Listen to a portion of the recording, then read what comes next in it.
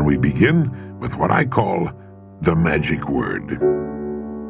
We all want good results from life in our home, our work, and in all our contacts with other people. And the most important single factor to guarantee good results day in, day out, all the months and years of our lives, is a healthy attitude. Attitude is the magic word. Attitude is defined as the position or bearing as indicating action, feeling, or mood. And it is our actions, feelings, or moods which determine the actions, feelings, and moods of others. Our attitude tells the world what we expect in return.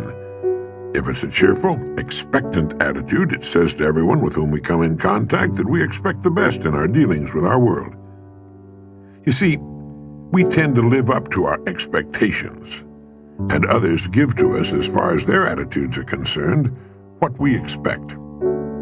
Our attitude is something we can control. We can establish our attitude each morning when we start our day. In fact, we do just that whether we realize it or not. And the people in our family, all the people in our world, will reflect back to us the attitude we present to them. It is then our attitude toward life which determines life's attitude toward us, cause and effect.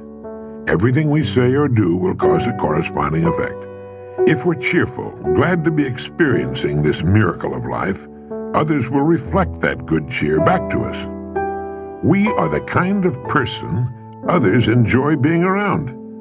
You and I are responsible for our lives. You and I produce causes all day long, every day of our lives. The environment can only return to us a corresponding effect.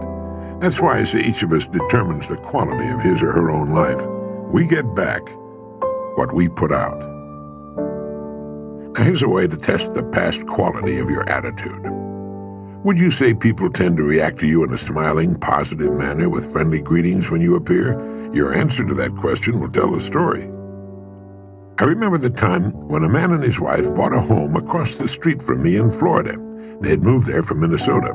They'd planned the move for years. They were tired of the northern winters, and he was an avid fisherman. Several months passed after their move, and one day I was surprised to see them packing. I walked across the street and asked the man if they were leaving so soon after they made the move. He nodded. "My wife hates it here," he said. "We're going back home." I asked him how in the world his wife could hate it there, what his wife didn't like about the place. And with a few questions, the truth came out. "She hasn't been accepted here," he said. "The other women of the community have left her strictly alone. She's made no friends. She hasn't been asked to participate in any of the community activities." So I asked him, has she let the other women know she's interested in participating in community activities? He stopped what he was doing and looked at me. "No," he said, "no, she hasn't. She's been waiting for the women to ask her. And since she stayed in the house waiting for them to come to her, they've thought of her as reclusive, as a person who's not interested in making friends. So they've left her alone." Well, there was a long silence, and he began nodding. "Yes, that's exactly what's happened," he said.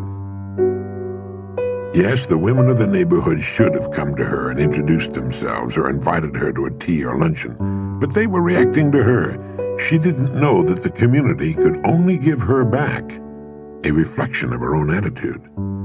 He was a woman in her 60s who had never learned the first important rule for successful living, that our surroundings will always reflect us, that our environment is a mirror, often a merciless mirror, of ourselves.